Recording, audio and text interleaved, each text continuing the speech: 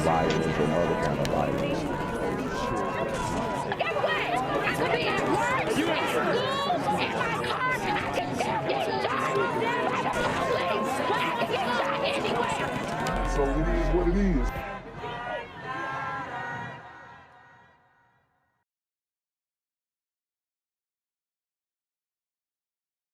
What's good, YouTube? It's a Black Gen Z Mindset. Make sure you go ahead and like, comment, share, subscribe, and let's get into the video. Information about a shooting at a Southwest Atlanta gas station. Officers blocked off part of an Exxon station on Greenbrier Parkway when our crew got there around 3 o'clock this morning.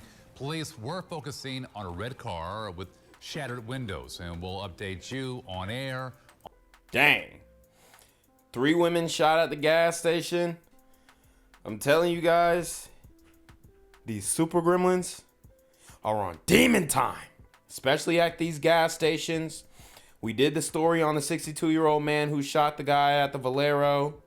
Okay, I broke that down. Got a lot of demon time activities going on at these gas stations, so you have to be careful when we're in Atlanta and trying to fill up a tank. On WSBTV.com and, of course, our news app as we get new information from police. To a WSB exclusive, the new police chief of the Cobb County Police Department has a strategic plan to tackle crime. And he's noticed criminals are becoming more aggressive.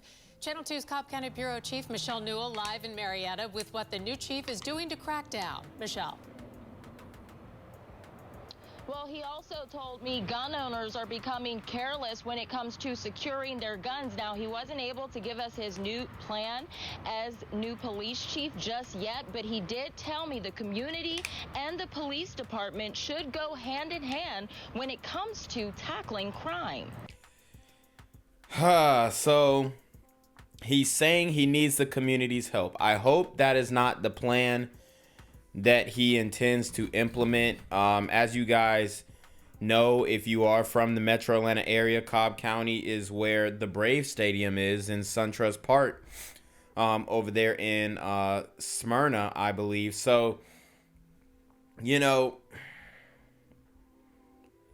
it's a very dangerous area, especially surrounding areas, because people know, well, the super gremlins know that people over there, you know, got a nice chunk of change. They sitting on a little something. And usually it's a good lick. And we've seen a lot of these crimes happen in Cobb County, not as much as DeKalb, but it's still, you know, it's still a lot of demon time activities in Cobb County. His message to Cobb County is simple. We want people in Cobb County to know that we love and care for them, and that our officers sacrifice for them. Out of all the roles Chief Stuart Van Hooser has held within the department over 32 years, community engagement has always been his priority. It's a passion Van Hooser wants to strengthen even more as the new police chief. We like to do cookies with a cop in the community where we are seeing shootings. Have the community affairs unit and some patrol officers go into that community in the following days, pass out stickers to kids. Solving cold cases is another priority. We just started a cold case unit that's looking at some of these older cases. And when it comes to crime in Cobb County, the crime rate actually went down after COVID. The overall crime rate went down. What went up, though, were these personal crimes. Chief Van Hooser has noticed gun owners becoming careless about securing their guns. They need to be secured, and offenders do not need to be bringing them with them when they're conducting criminal activity. We don't want them to conduct it in the first place. The department. What y'all think, man? I'm not really feeling the vibe. You know, if he's gonna go after legal gun owners who, quote unquote, aren't securing their weapons correctly, and that's his main focus, I'm not saying that's not an issue, but if that's your main focus, you're in for a rude awakening. His new real-time crime center that Van Hooser played a big role in launching is already cracking down on crime, catching suspects quickly, and new partnerships are in the future. Some of these organizations that we're talking to are major retail centers. And the department is also hiring. There are more than 80 positions available here at the police department. Chief Van Hooser tells me he wants to bring people on who love their community and come from diverse backgrounds. There is a job fair next. Okay, so brothers, we got job openings out there in Cobb County. He wants a diverse background, so that's that. He talking to you, brothers and sisters. So let's see if y'all going out there and apply. Month. Live from Cobb County, Michelle Newell, Channel 2 Action News. Metro Atlanta family is frustrated tonight. They say their son was shot and killed by a man that police have identified as a convicted felon. It's been 2 weeks and that man is still on the run. As Fox 5's Angelique Proctor reports, the shooting happened in front of 2 young children. Our Frederick Magby tells me a parent should never have to bury his own child. But that's exactly what he had to do last weekend. And he says, to make matters even worse, the man who pulled the trigger is still on the run. Devastated right now. I've just been trying to, I haven't been to work. Our Frederick Magby is having a hard time holding it together since he got word that his only son was shot and killed May 2nd. So, you know, his son is in the picture throwing up an obvious gang sign, so you can probably assume that he was involved in gang activities. Killer hasn't been found. The community is silent. Mum's the word.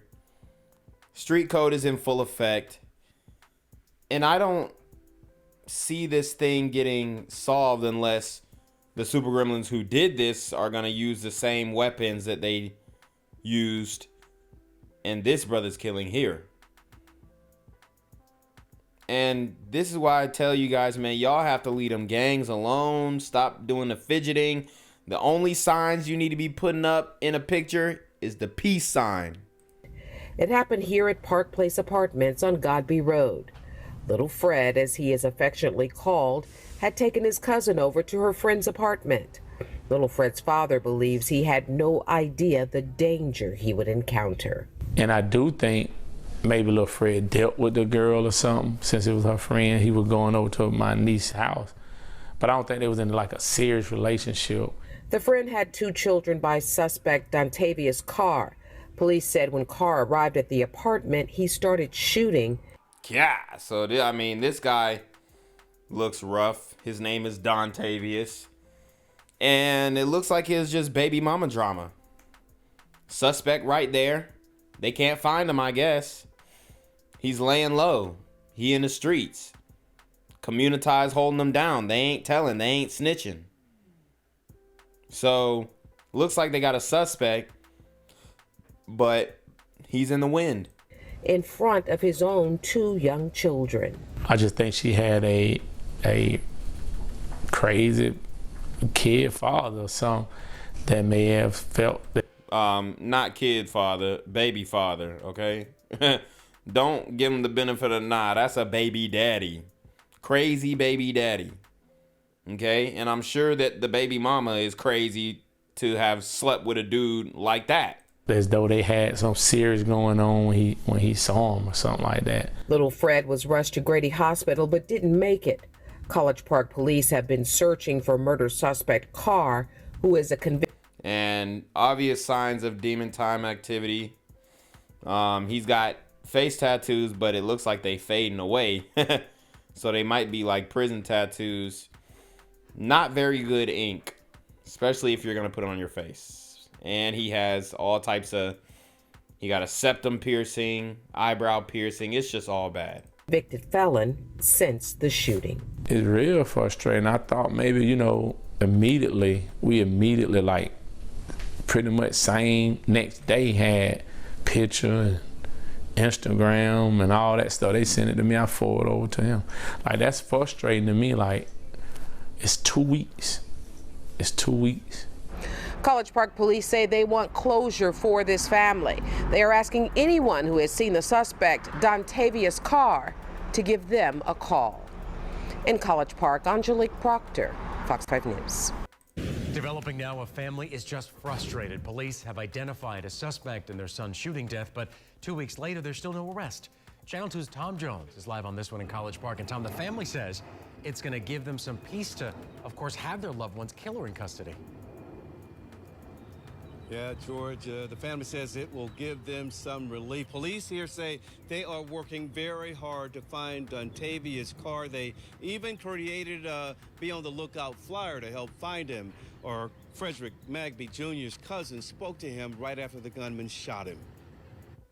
I said, "Little Fred, I got you. I'm coming. Just hold on. I'm coming." Samaya Handspike will never forget hiding in a closet at her friend's Godby Road home and hearing her cousin screaming to her for help after a gunman shot him multiple times. After the gunman left, she ran to 27-year-old Frederick Magby Jr.'s aid. He looked me in my eyes, and he was on the floor.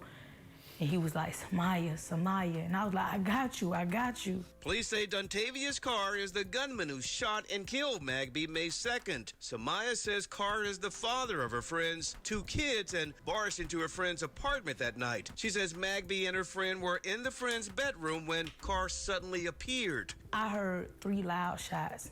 Bow, bow, bow. Now officers are searching for Carr. Magby's father wonders why police can't find him. I thought maybe when, you know, they had a name, they knew where it happened at.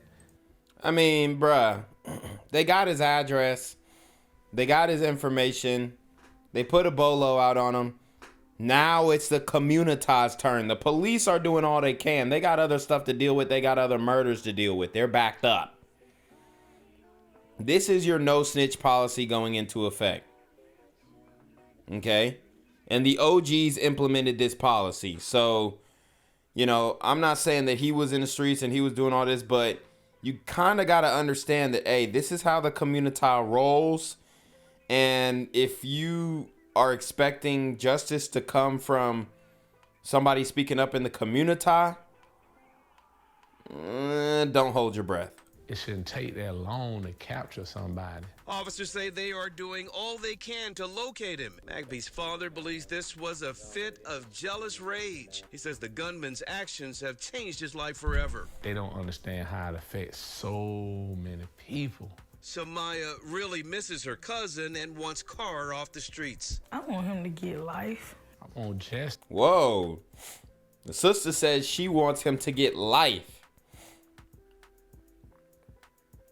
But I guarantee if this dude got hawked down and killed by the police, she'd be out there protesting for him. Wants Carr off the streets. I want him to get life. I want justice. Somebody took my son's life for nothing. And Carr faces 1 count of murder and 5 counts of aggravated assault. Police say he usually hangs out in the Pittsburgh area of Atlanta. They are asking anyone with any information about where he is to give them a call. We're live in College Park. Tom Jones, Channel 2 Action News. I'm here on the corner of MLK and Medgar Evers, and it's a very tranquil scene compared to just a couple hours ago where a drive-by shooting just took place. Excuse me, I'm getting live updates as we speak. I've just been updated to the amount of casualties from this drive-by shooting, and I'm getting reports that 2 people were actually declared deceased and 27 others were shot and injured but are in stable condition. And although we must pray for the families of the fallen, we must also praise God for the aim of the super gremlin. If you want to know more about the victims of this crime, make sure you add BGZM News 17 on Patreon at www.patreon.com/blackgenzmindset. Also, don't forget to like the video, share the video, subscribe to the YouTube channel, and comment on the video to continue the discussion on how we can find solutions to all this gun violence in the streets. For more hard-hitting news coverage from the community, by the community, I'm Jenquavius Jackson, here live, reporting from Atlanta, Georgia, BGZM News 17. And cut. All right, dog. Let's get the out of here before these niggas come back. Whoa. Yo! Ain't that nigga J? Nah, that ain't me. That ain't me. He just went live That with ain't that me. funky ass suit That's on. that nigga. That's not me. Hey, get that nigga. Jaquavius jump Jackson, on that here nigga, live. man. Reporting from Atlanta, Georgia. Pray for me. We're running a above board jail. A rapper arrested in a gang conspiracy. Today, we got a tour of the Cobb County Jail after attorneys for Young Thug complained about the conditions. This is a jail. It is a detention center. It's not the Ritz-Carlton. And so, you know, you have to recognize that. So we got Thugga, Young Thug, the biggest gang leader in Atlanta, or at least the richest, crying about his conditions in jail. Okay? And you heard what the glider woman said. She said, this ain't the Ritz-Carlton. It ain't the Ritz-Carlton. And I know he knows how the Ritz-Carlton is and how good of a hotel the Ritz-Carlton is because he's spoken about it in his rhymes. And, you know, I don't feel sorry for Young Thug. After going through that indictment and seeing the havoc that him and his gang wreaked on Atlanta, also the idiots responding to his arrest like Metro Boomin, trying to defend his actions, saying he's done so much for black people. Yeah, he's also put a lot of black people 6 feet under. At 6, the jail's response to his claims of inhumane treatment. Live, local, late-breaking. This is Channel 2 Action News at 6 p.m. Coverage you can count on. Good evening, everyone. I'm Linda Stouffer. Hi there, I'm Justin Farmer, and here new at 6, the Cobb County Sheriff's Office is responding to complaints about conditions inside the jail. Attorneys representing rapper Young Thug said that the cell where he is being kept is inhumane. Channel 2's Michael Seiden was the only reporter granted access to that jail today. And Michael, you stood just a few feet from where Young Thug is being held. And Justin, we wrapped up that tour a little while ago now. I want to make it clear, we were allowed inside with cameras, but shooting video very limited. But as you mentioned, we got to see Young Thug. He was in isolation. He was in a separate part of the jail. We weren't allowed to go up and talk to him. We couldn't shoot video of him, no photos of him. But we saw him and about 6 other inmates who are kept in isolation. More on that in a moment. But I want to tell you, as you see this video here, of course, he made his first court appearance in Fulton County and then was transferred here. The Cobb Sheriff's Office, they granted us and some members of the Cobb County chapter of the Southern Christian Leadership Conference access today so they could show us how inmates are being housed. They told us Young Thug is being kept in isolation because he is high profile. They said that could change down the road. So they keeping him in isolation because he's high profile, but then he wants to, I guess he's asking to go into Gen Pop. You know, be careful what you wish for, Young Thug. Be careful. Now, as we were given access, this comes after attorneys for Young Thug filed a motion for an emergency bond hearing claiming that Young Thug, whose real name is Jeffrey Williams, is living in inhumane and dungeon-like conditions, including solitary confinement where he's isolated from the outside world and forced to spend most of his time in a windowless cement compartment. I mean, jail is a dungeon, bro. What did he expect to go into? And this is my thing. You over here rapping about how hard you are. Well, prove it. Prove it. Sit down. Okay? Stop complaining about the conditions. Stop crying about the food. Stop asking for lobster. Stop asking for shrimp on the Barbie. Okay? Prove how hard and gangster you are by standing on all 10s and not reneging on the actions that got you here in the first place. I mean, what is he thinking this is gonna be? This ain't like your little mansions that you've been staying in Buckhead. Okay? It's not that. Never will be that. And the best thing for you to do is wait it out, tough it out. You talking about you don't want to be in solitary confinement, boy, I'm telling you, especially since you've been trying to do hits on YFN, they're probably keeping you in there for a reason. Also claimed he has no access to the media, radio, or television. Now, after our tour, we got a chance to speak with the colonel who oversees the jail, and he addressed that emergency motion. Did you hear him? No access to media, television. Like, bro, you thought you was gonna be on your phone watching Netflix and chilling in jail? Come on, G. The purpose of today was to let the community know that we're not doing anything that we don't want them to see. We're running an above board jail, and we want anybody and everybody to know that. Now, of course, as you saw in that video, I was with some community members who say they come to the jail on a regular basis. They told us that everything looks good. They didn't see any problems. Now, I did speak with Young Thug's The boy who cried wolf, he gonna keep crying too, man.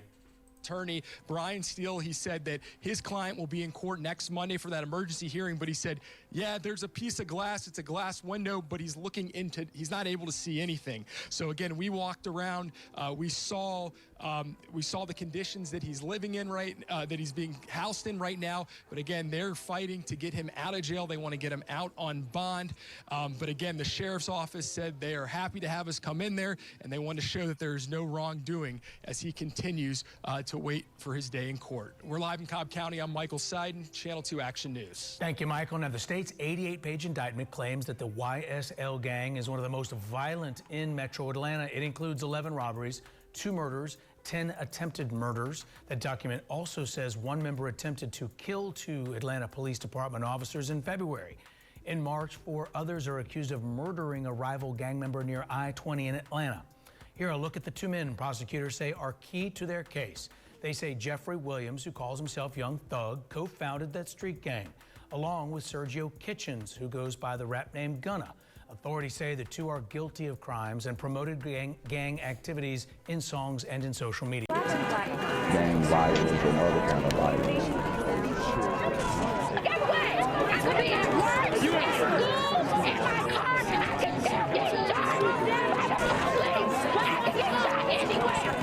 So it is what it is.